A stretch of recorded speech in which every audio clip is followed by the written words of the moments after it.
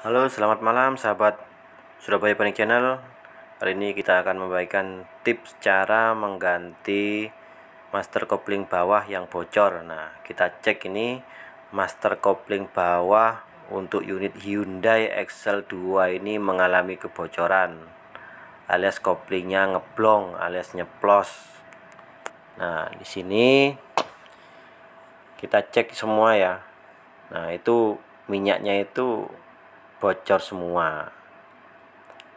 Oke, sebenarnya mudah ya teman-teman cara menggantinya ya. Kita tinggal beli baru satu set atau ganti sealnya aja. Ganti sealnya itu untuk mobil Korea ini Excel 2 ini persamanya sama dengan Toyota Kijang 5K ya. Nah, oke, kita buka dulu ya untuk nepel master kopling bawah, nepelnya yang selang aliran minyak rem yang dari master atas yang ke bawah ini harus dibuka dulu. Nah, setelah itu, setelah dibuka kita pasang yang baru.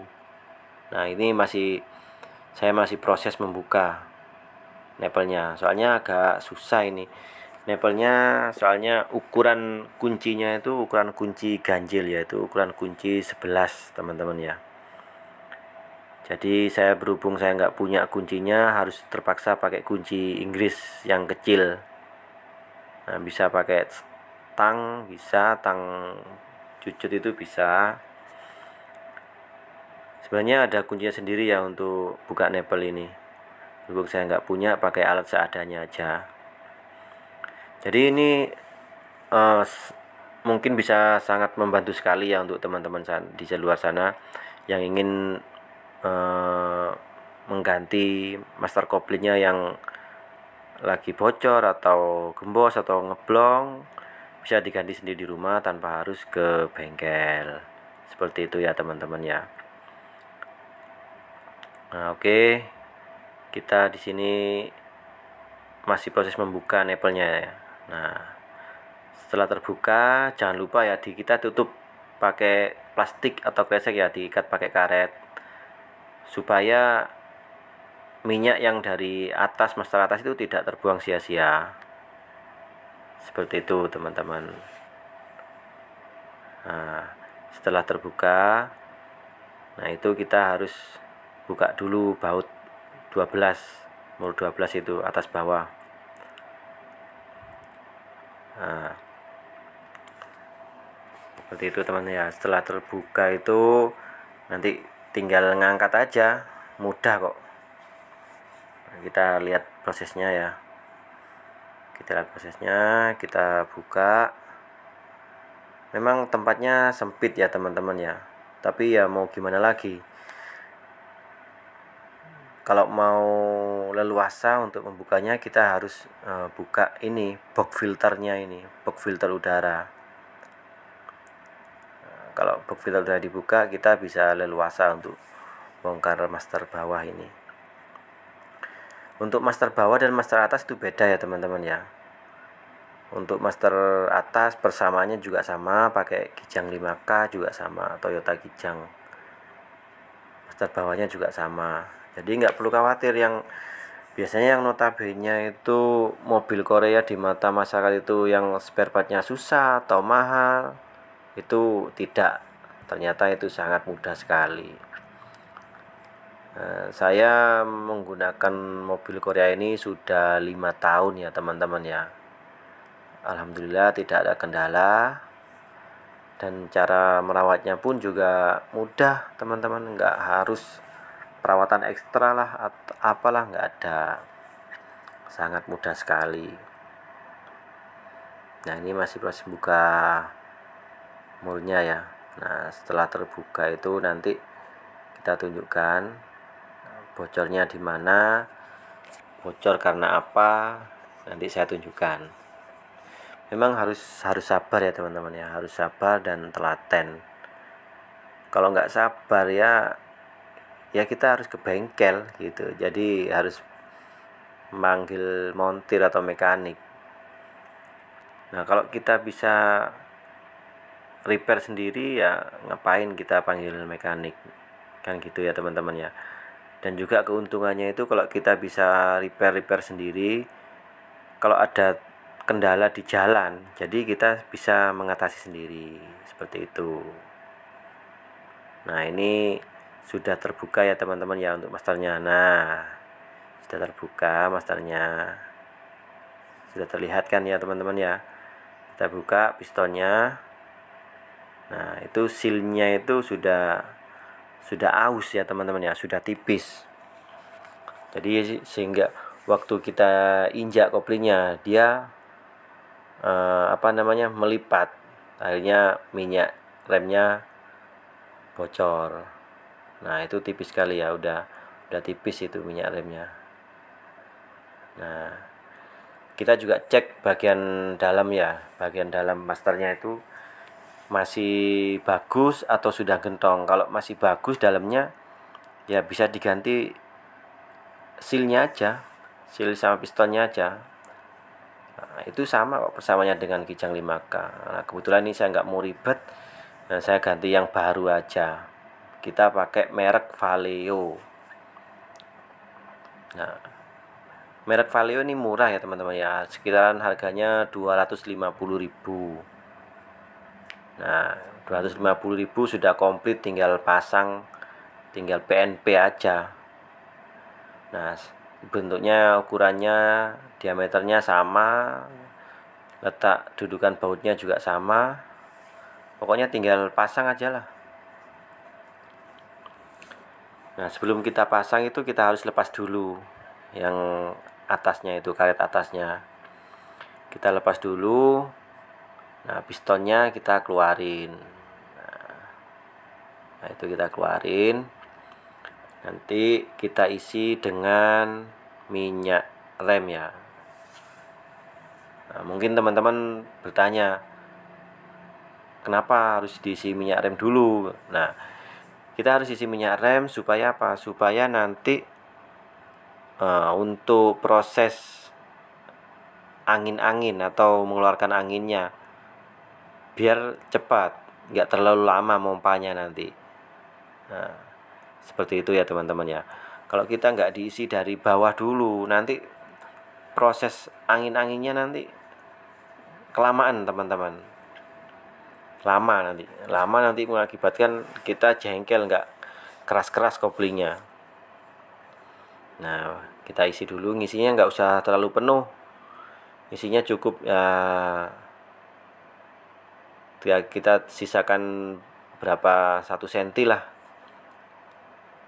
seperti itu, supaya nanti sealnya bisa masuk dulu. Nah, kita pasang sealnya, jangan terlalu ini ya, terlalu dalam ya, yang jelas supaya minyaknya nggak keluar gitu aja. Nah, cukup sekian ya, jangan terlalu masuk. Dan untuk besi pendorongnya kita jangan pasang dulu, masangnya nanti belakangan aja. Kalau sudah master, sudah nempel di bodi mesinnya, baru nanti pendorongnya kita pasang belakangan. Kalau dipasang sekarang ya itu nanti keluar lagi minyak remnya. Oke teman-teman ya, kita pasang dulu ini. Nah, kita pasang dulu baut 12 yang nempel di bodi ya, atas bawahnya kita pasang dulu. Itu ya teman-teman ya, kita pasang dulu supaya apa, nanti waktu pemasangan nempelnya kita nggak ini, masternya nggak goyang, jadi rapat. Nah, kita harus benar-benar itu kencang masangnya ya teman-teman ya, harus benar-benar kencang masangnya. Supaya apa? Soalnya ini koplingnya ini mendorong kampas kopling, mendorong kampas. Kalau nggak kencang nanti oblak, nggak maksimal nanti ngoplingnya. Nah, kita pasang dulu. Setelah masang, kita itu nanti nepelnya dimasukkan lagi.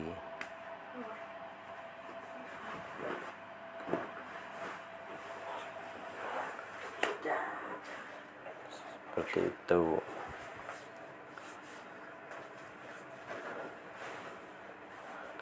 Memang agak susah itu masangnya teman-teman ya, soalnya posisinya ada di dalam.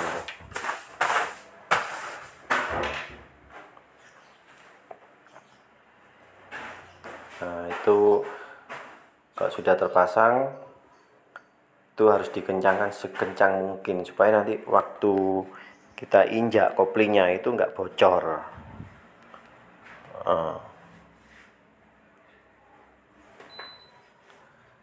Seperti itu.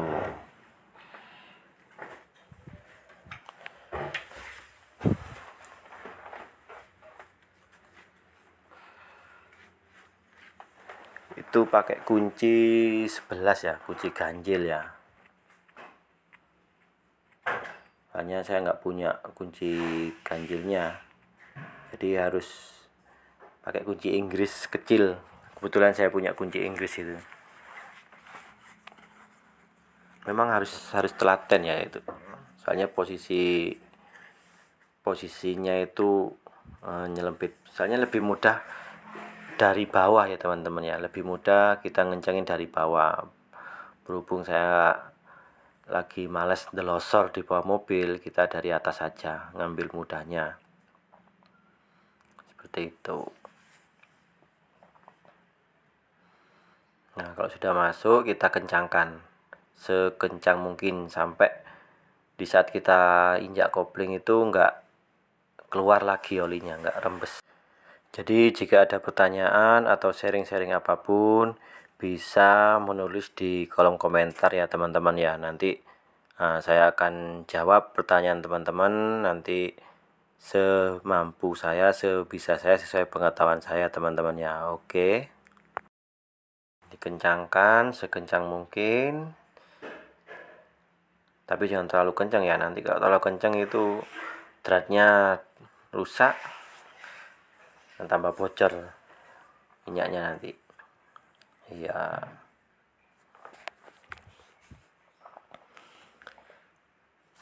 Jadi ini berlaku untuk semua mobil sekelasnya ya.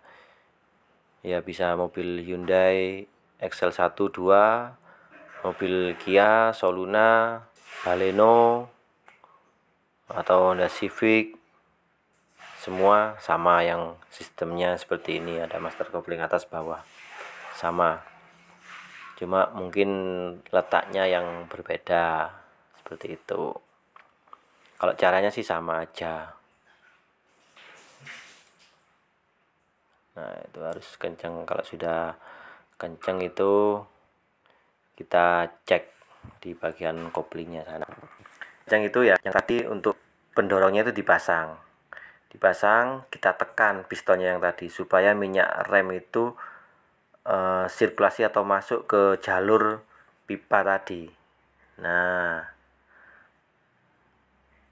baru nanti itu sudah terpasang, selanjutnya kita injak koplingnya, kita angin-angin istilahnya kalau bahasa mekanik. Di jalanan sih kita angin-angin aja, kita injak, kita buang anginnya. Nah, buka baut 10-nya itu, setelah kita buka dipasang lagi, diinjak-injak lagi seperti itu. Oke, kita masuk ke kabin mobil.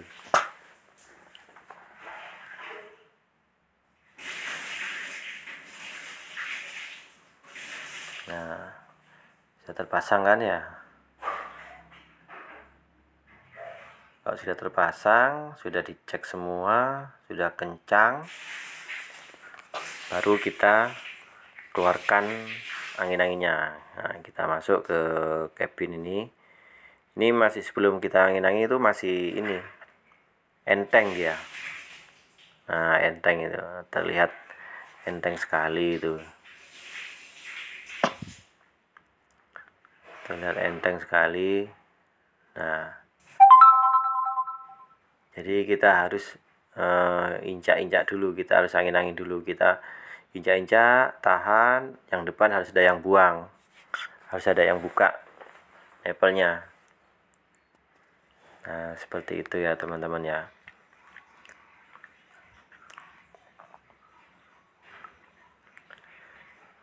Nah, kalau kita diisi dari minyak rem dari bawah dulu tadi, mungkin nginjaknya nggak harus lama, mungkin sebentar aja sudah keras. Nah, kita injak-injak, tahan, kita buka, kendorin baut 10 tadi. Nah, kita injak-injak lagi sampai dapat, sampai kopling terasa berat. Nah, injak lagi 2, 3, kita tahan, buka, pas. Nah, oke. Nah, itu sudah terlihat ya, terlihat koplingnya sudah nekan gitu. Nah, sudah terlihat ya teman-teman ya, sudah terlihat. Kalau diisi di bawah itu mompanya lama sekali. Nah, kalau masih kurang keras koplingnya, diinjak, ditahan, dibuka baut 10-nya. Nah, diinjak 2, 3, 4 nya. Nah, tahan, kita buka, cerot. Nah, kita injak-injak lagi.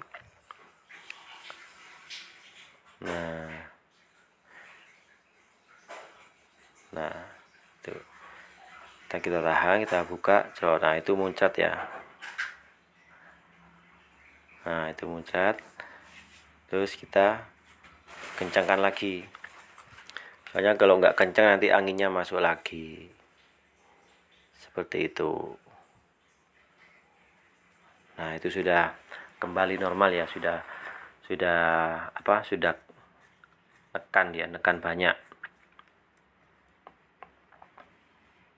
Nah, seperti itu ya teman-teman ya.